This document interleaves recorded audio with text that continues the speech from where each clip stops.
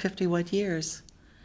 We were together almost 52 years, and in the course of a lifetime of 51 years, much happens. And Wolf would say, excitement attends me, and it did.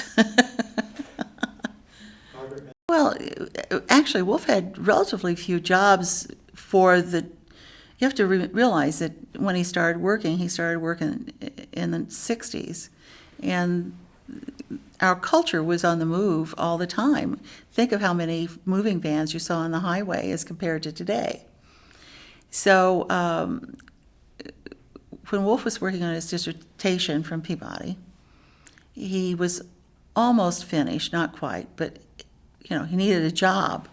And so we went up to East Tennessee to Green Valley Hospital and School, and he completed his dissertation there, and we had a new baby.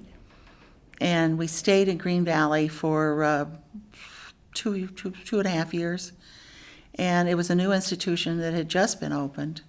It was the cream of the crop. They moved people from Clover Bottom and Nashville up to East Tennessee, back closer to where they came from. And he went to a conference, and I believe it was in Cincinnati. And my parents live about 100 miles from Cincinnati, and he came back to my parents' house, and he said, I'm going to apply for a fellowship in London. Well, this was 1962. Or no, it was the fall of 1961, and I was pregnant again, and I said, in England, we're going to England? And when are we going to do this? And he said, we're going in April. And I said, oh, I doubt that, because the baby was due in March. We did go. We went the 1st of May, and it was a horrible trip. Oh, gee, with 2 infants, one 16 months old and one, or 17 months, I guess, and one 3 weeks or something. And we got to England, and Wolf worked with Jack Tizard and Neil O'Connor. It was a really, really wonderful experience for Wolf. I'm not sure what a great experience it was for me, but for him it was great. And right after Christmas, Wolf had not been back to Germany since he'd left in 1950. So the day after Christmas, we had a friend who was a nanny who kept our children in England, and we went to Germany. And when we were in Germany, he visited various places. The first place he visited was in Rotenburg, which is north, and we were staying in Hamburg with his brother. And we went to this institution, and I remember going to the dining room, and the staff ate separate. Now, I'd grown up in an institution, and my mother and grandmother both worked in institutions. So I knew that staff did not usually eat in linen-covered tables with real sterling silver. It just didn't happen, and it did there. And it was a very interesting thing, and as we went there, then they told us, well, why don't you stop and visit this man in Hanover on your way south? And he stood at the door when when the Nazis came to take his residence away, and he was put in concentration camp, and we stopped and visited him, and then he would say, well, why don't you go here? And we went there, and we went to an institution in Stettin in the south of Germany, and it was in a former castle. And I remember being so surprised as this kid walks up to me and he speaks this perfect German, and I'm struggling. And I thought, well, he can't be as retarded as they say he is. He speaks German. And then I thought, oh, I think he probably can be. And then Wolf had the same reaction. It was quite amusing. And we were going to Zurich, and someone said, well, if you go to Zurich, you need to go and visit Dr. Maria Egbenesh. And she runs a Montessori school, and I had never heard of a Montessori school. I don't know if Wolf had or not. And we did. We went to see her, and it was a very cold, sunny morning in January. And we went into the school, and there were all these kids so busy, but there were regular kids, and then there were retarded kids, and they were busy and just doing all kinds of things. And Wolf just simply could not get over the fact that regular kids were mixed up with retarded kids, and it didn't seem to cause any havoc or anything. It was a very, very agreeable environment. And it helped that when he was there, he found out that she was a distant cousin. But if you are Swiss, you will find a cousin somewhere on some mountain.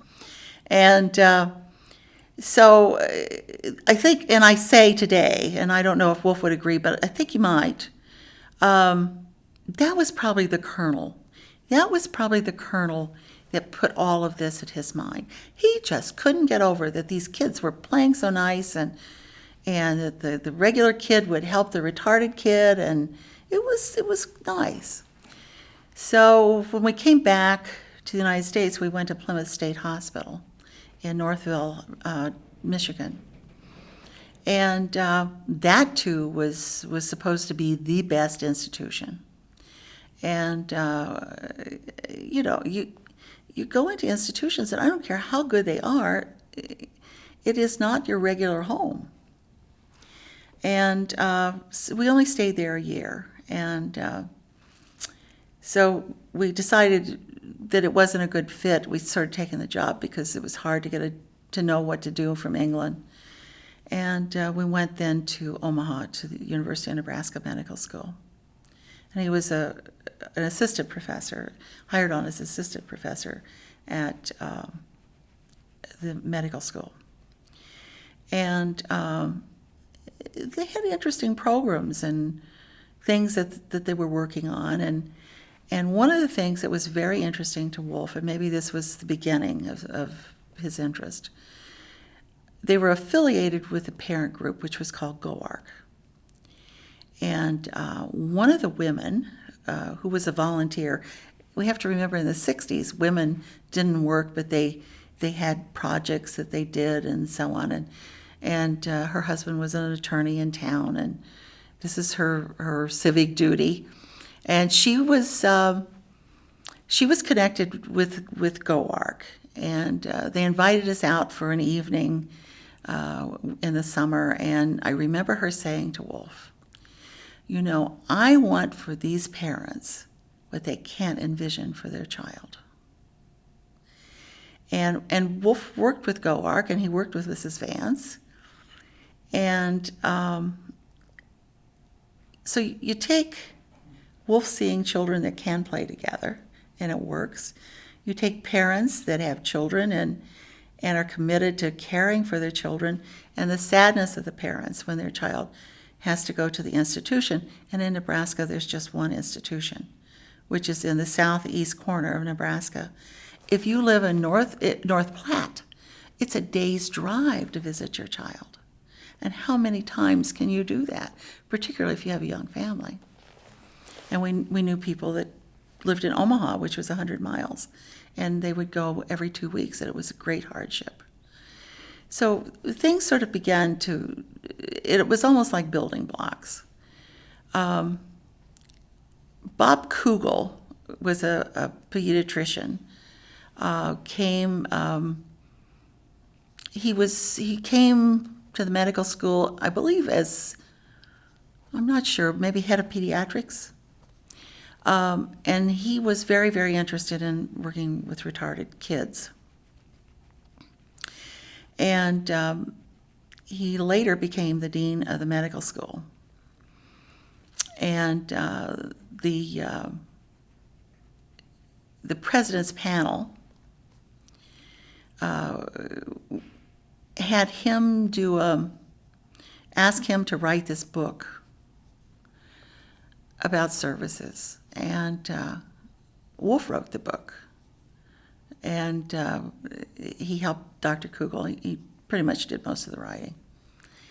And in that, he really dealt with parents, and he dealt with services that were available, and it became Changing Patterns, the blue book. And from then he was greatly, greatly interested in the parent group, and they started building great group homes in Omaha and bringing people back from Beatrice that were from Omaha. And he was very, very interested in that. And in fact, today I just looked at some slides of those old group home pictures. So then he was either in Scandinavia in 67 or 68, I think it was 67. And he saw all kinds of things in Scandinavia that he just found very, very attractive. And it became a building block. And as one thing came, another thing came on top of that and another. And he wrote the normalization book before we left Nebraska. He was in Nebraska from 1963 till 1964 to 1971. And in that period of time, he formulated all of the foundation that he built his career. And before we left Omaha, he had written the normalization book, and he had written the citizen advocacy book. And then we had a very nice life in Omaha. We loved Omaha. And Alan Rohr came along from NIMR from Toronto and told him it would be a good move. And whether it was a good move or a bad move, we'll never know. I tend to think that his life would have been pretty much the way it was, no matter where he was. You know, I don't think the place made a difference. And when he was in Toronto, he worked, my gosh, he worked like a demon, back and forth, back and forth, back and forth across Canada. And the normalization book was published, which sold, I think somebody told me the other day it sold 100,000 books. And the citizen advocacy book was published, and then all kinds of monographs and lots and lots of publishing. And then we came down here, and he started teaching. We came to Syracuse in August of 1973, and Wolf was brought here by Burton Blatt, and he taught.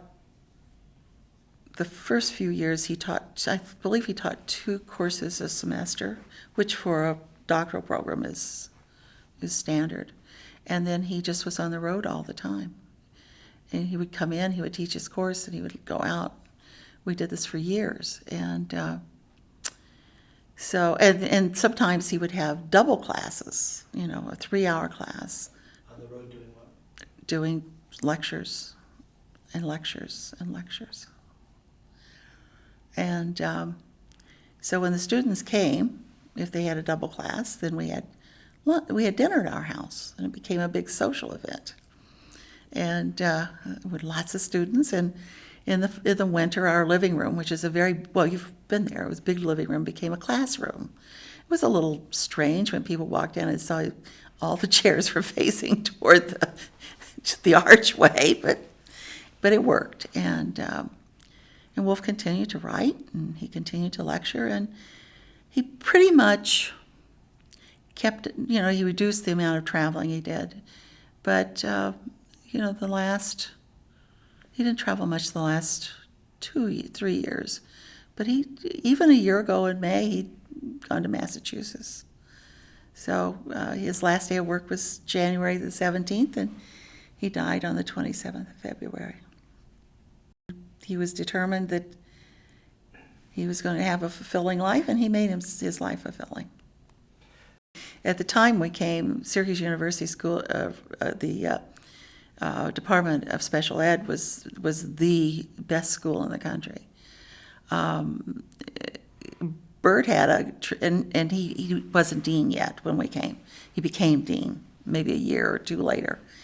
Bert had a very effervescent personality and full of energy, and he was a very nice man, And he had wanted Wolf to work for him for years. And Wolf grew up in a big city, and he didn't want to raise his children in a big city. And when he was in Boston, that just wasn't going to work. And Wolf said, "No way am I moving to Boston."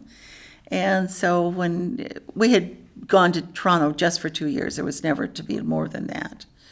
And so when we decided to come back to the States, and Bert asked him to come down here and see what he could offer him. And so Wolf decided to come. And then Bert became dean, and then eventually Bert died. And, it was a lot of things going on at the same time. It was an exciting time. Lots of students and so on, but, it got quieter over the years. Well, Wolf had conviction. And when he made up his mind, he really just didn't care. This is the way it is. And if you're going to deal with me, you're going to deal with this. If you don't want to deal with me, that's okay. Yes, it's when you're the spouse and you have a young family, it's frightening. Because you wonder, are we going to have to move again? Or, would anybody hire him? I mean, it was a fear at times. And yes, people tried to get him fired. And Bert would just sort of swat them off, and then after Wolf was tenured, it wasn't quite so serious anymore. But that was a great sigh of relief for me. But Wolf had conviction, and it took him a while to formulate those convictions. And after he formulated them, he never questioned his stand. And maybe it's because he's German. That could be. It also probably is not so easy when the wife is German too, and she has her own convictions. But you had to admire Wolf because he lived by his conviction, and it wasn't always easy. I remember a band was at the Hotel Syracuse downtown, and it was the first summer that we lived here. So it would have been the summer of '74. And he did 3 weeks of workshops back to back. And this poor man came, I believe he was from near Philadelphia. And he came to each workshop. And at the end he said, something, if I'm to believe everything this man tells me, that means that my whole life has been a mess. Well, probably it was true, and can't remember whether he believed it all or not, but certainly it was put out there for him to grasp it if he wanted to. And, it was not always easy. Those kind of convictions create enemies, and enemies can be very powerful. Wolf is gone. And those who put stumbling blocks in his way there's no point in talking about it because nothing will change. Well, Wolf never celebrated the idea of inclusion. That was not one of his passions. He never thought that inclusion really worked. That you just can't decide that you're going to put a kid in a classroom because he's retarded and he's going to fit right in. He said, no, it doesn't work like that. If you do that, you have to put all these safeguards in. And if you don't, your child will be at risk. Our daughter, Joan, that you just dealt with, just said, after Wolf had met Dr. Egbenesh in 1960, whatever it was, 62, in 1964, he decided we needed a Montessori school in Omaha. And so he established one. And the reason he established them was because he had 2 little girls that needed to be in a Montessori school. And they were, which is a wonderful, wonderful kind of school. And Wolf had handicapped kids in that school from the get-go. There were always handicapped kids. And so Joan said, when I grow up, I'm going to have a Montessori school. And what was it she was going to call it? The something shul, but I don't remember the whole thing, but I remember the shul part. And so when she started Syracuse University, she was in early childhood education. And she came home one day and she said, I think I'm getting out of this. And I said, you are? Why? Well, I'm working in a daycare center. And we have blind kids. They had a few blind kids. And people don't put things back where they belong. So the kids never know where anything is. The kids, if you're going to have blind kids in your class, you better recognize they're blind, and you better have an orderly life, because you reduce those kids' functionality. And she said, Mom, the only kid that's going to fail is going to be the handicapped kid. You're setting that kid up for failure. So so she got out of the program, and she's a wonderful teacher, and they were so upset because she left the program. But she said, I can't do this. I won't do this. I won't do this to handicapped kids. And so Wolf would say, well, if you're going to put that kid in the classroom, you better have everything that you need to have in that classroom to make sure that that kid succeeds. And that isn't necessarily the way inclusion is done. So inclusion was not part of Wolf's vocabulary. A lot of people in the mental retardation world would probably not like the term mental retardation either, but they never liked his terminology because he would say, if someone is retarded, they're retarded. And Wolf was never a fan of self-advocacy either. Yeah, He was I've very had discussions with him about that. He was very upset about it. People need advocates. If they don't have, if their life is not so they can maintain it. Now, why do they suddenly not need advocates? So this was another thing he wasn't happy about. Many of the things Wolf supported, people were not happy about. It wasn't just one thing. It was a whole bouquet, so to speak. But he knew he was right, and he probably in these instances was right. As time has gone along, you say in the beginning, well, maybe he's right. And time tells us, in most cases, he's been right. I've often wondered if people could put his ideas aside because they didn't like his religious convictions. And that gave them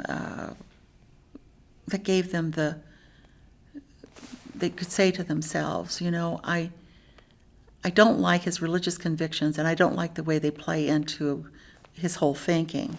And so therefore I don't have to deal with it. I've wondered, I have no reason to know or not to know. After 51 years, it's kind of funny to hear me say this. I mean, I should probably say he was really boring and all those things. He was never boring, never. He always had a plan, always a good plan. And if that one didn't work out, he had a second plan. And so he was fun. He was interesting. He God knows he read, and he loved medieval literature, and he loved poetry. And in the last years of his life, he read German poetry every night. Of course, I think I probably kept his German skills up too, but we won't talk about that. But he would probably the last 4 or 5 years, if it wasn't German poetry, it was something German every night. He might only read a few pages, but he would do that. And he was an interesting man. I mean, he had interests, and they maybe weren't always to other people's liking, but they were fun. I'm not sure we lived a very conventional life. I like to say we did, but looking back, maybe not. Well, I couldn't have had the life that I've had for almost 52 years. without Wolf, and I wouldn't wanted the life without Wolf. I loved Wolf Wolfensberger. Every day, well, maybe not every day, but a good portion of it, of the time, I loved him with all my heart. From the time I was 18 years old. And I never found a day with Wolf to be boring. Sometimes I prayed for boredom, but he was an interesting man. But by the same token, Wolf could not have lived his life without me. And it's been many years. It's been hard for me to ever accept that. I did what a good wife does. I took care of the family. I took care of the house. I took care of the finances. And I was always busy. And we entertained. My God, we entertained. I think I fed about everyone in the world of mental retardation at some point. A friend of mine from Holland said to me in 1975, "Nancy, do you keep a guest book?" And I said, "No, I've never kept a guest book." But I said, it's too late now. And I didn't do it then, and it would still have been interesting. But no, Wolf worked. I mean, he went out and did his thing. And when it was needed, he was always there for the kids. I mean, they never had a crisis that he wasn't available. But I kept it all churning. But that was my job. I mean, he had his job and I had my job, and we shared many, many interests. I come from a very German background. Certainly my story, as Margaret said in her father's eulogy, that we had a very similar, we had a German background, but mine was very different. Mine was the background of German immigrants into the United States. Wolf's was that of war-torn Germany. And so we both have a big work ethic, and we like order, and we're precise, and we always have a plan. Wolf comes from a family of engineers. Yeah. My son is an electrical engineer, and I believe he counted up that he was the 5th generation of engineers. Wolf's grandfather came from near Prague, and he went to work as an apprentice electrical engineer for Wolf's great-grandfather in Switzerland, and they were blowing up tunnels and building railroads in Switzerland. And so we were in Switzerland. We went for his grandmother's family reunion in 2004, and Wolf's aunt was then only 87. She's now 94. And she looked up and she saw this red train. They're small, and, in Switzerland the tracks are not too big. She goes, "Oh, here comes the Reeperbahn. My grandfather built that." So it's a family of engineers, and when we went to this reunion, which was the first one that they had all met, we found out that half the family are engineers and the other half are quarter are lawyers, and they had it was a sustaining theme through the family that they helped the underdog. Now, isn't that an interesting theme? And war was hard on that family. Wolf's grandfather was Jewish. Some of the other members of the family were Nazi. It was a family that was cut, and it took 60 years to reconnect. And when they reconnected, they really didn't know each other. It was the most interesting event to attend. And when it was a family that's just attractive people physically with wonderful minds. It's just really a family to be proud to be a part of. And so you see that this cousin's an engineer, and this is a lawyer, and this cousin works for some nonprofit, and But it was very interesting. And Wolf, I think, Wolf wouldn't have said it, but I think he was really proud to be one of them. I know he was. What? He told you 2 years ago when you started this project, and you asked him the same question. He said, citizen advocacy. I was so surprised. It just never occurred to me that he would say that. I don't know why. And then I thought of my friends in Omaha, because many of the parents in Omaha became my friends, and I would hear their stories. And so when they started bringing people back from the institution, they would say to him, but what's going to happen to my child if I'm not here and he's not in the institution? What will happen to my child? So Wolf thought about it for a while, and Wolf had plan 1, 2, and 3. And he said, oh, I'm giving this talk, and he says I'm wrong. I think it was in Dallas. I believe it was to a medical group, but he keeps telling me I'm wrong. Maybe I was wrong, perhaps. And his coworker, colleague, friend in Omaha was named Frank Mendelcino, who was a physician and worked with Wolf in the Nebraska system. And they lived behind us. And they were on the porch one summer, and Wolf said, I'm going, and I'm sure it was Dallas, but so I'm going to Dallas, and this is what I'm going to do my talk on. That don't worry about your kid. Somebody will become this kid's advocate, and will see that the kid lives an all right life. And Mendelcino looked at him and he goes, Wolfie, you're nuts. Wolf went and did the presentation and proceeded to write the book, and chapters were formed, and the one in Omaha is still going, or in Nebraska is still going. So it was from necessity for parents to have children that what will happen to my child if something happens to me? And we all think that about our normal children. And why wouldn't we even be more worried about our kid that can't take care of himself? That's such a beautiful. It is rather surprising, and really almost the only ones that survive are the ones that have PNA money. So, I have a friend here in town, Sandy Bufus, who runs an agency, and it's a struggle to make sure that she has enough money. It's a terrible struggle.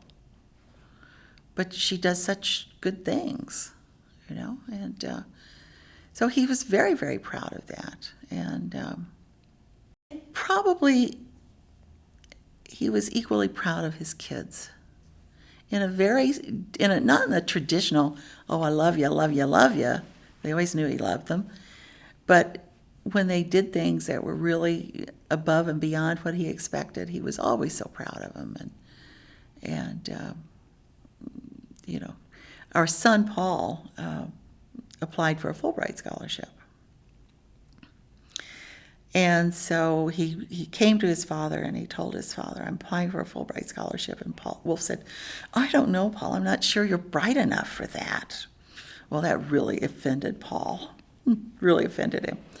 So Paul wrote his paper and he came to his dad and he said, now, Dad, I want you to go through this, but I don't want you to do anything except spelling corrections and punctuation corrections.